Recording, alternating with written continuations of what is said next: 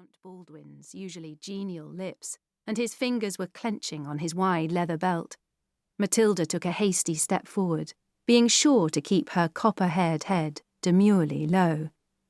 "That's to say," she fought for words, "I thought that you were looking for a great match for me, your eldest daughter." Baldwin's eyes narrowed. "This is a great match, Mathilda." Her head snapped up, stunned. "But father, how can it be? He's a bastard!" Mathilda felt the warm air of the family bower settle uneasily around her father's silence. She looked to the arched window opening, longing to escape into the pretty city of Bruges, just beyond the palace yard. But the glass her mother had had fitted last year made the roofs and spires warp and mist. She forced her eyes back to Count Baldwin. "It's true, father, is it not? Surely we can talk about this reasonably.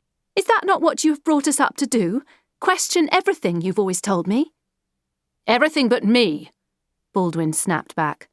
"I must see you wed, daughter, before you recklessly try and do so yourself. Again.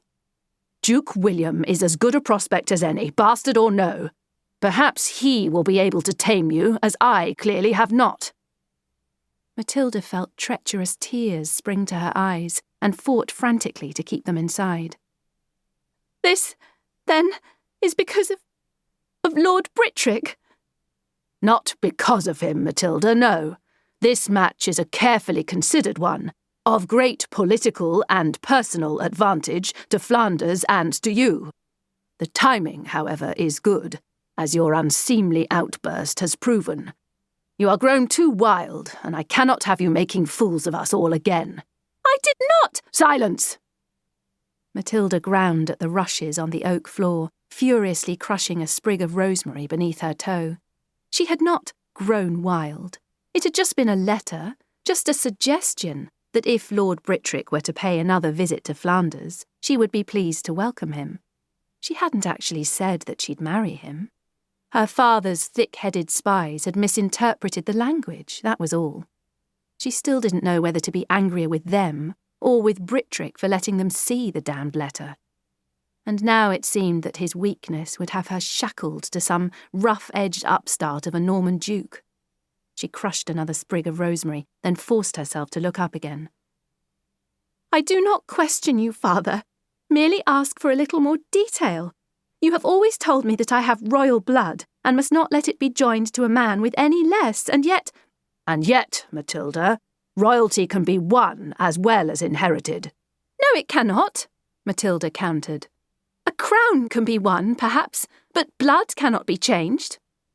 Count Baldwin looked to the elegantly painted rafters and sighed. "Whose idea was it to educate these girls?" he demanded, his sharp eyes suddenly fixing on his wife, Adela, who had been watching the exchange with the same quiet, dignified interest with which she approached everything. "It was mine, husband," she said, unflinching, "as I was educated before them in the French royal court. Education gives women finesse and makes them useful helpmeets to their husbands." "And defiant daughters to their fathers," Baldwin countered. "I've never heard the like of it. Refusing a husband who has been carefully and lovingly chosen. Speak to her, Adela." Mathilda turned deliberately to her mother. This would be interesting, for Adela was fiercely proud of her French royal blood, and had brought her girls up to believe in breeding and lineage.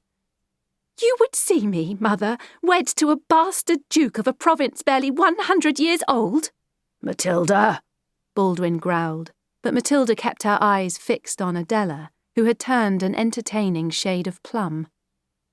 "Duke William," she said carefully, "cannot help on which side of the sheets he was born." "Ha!" Baldwin crowed delightedly, eliciting a nervous squeak from the third woman in the room. Mathilda looked scornfully back at the young woman she called her cousin, huddled against the stone wall as if she might gladly blend into the rich tapestry hanging upon it. Judith was 2 years younger than 18-year-old Mathilda, but sometimes seemed half her age.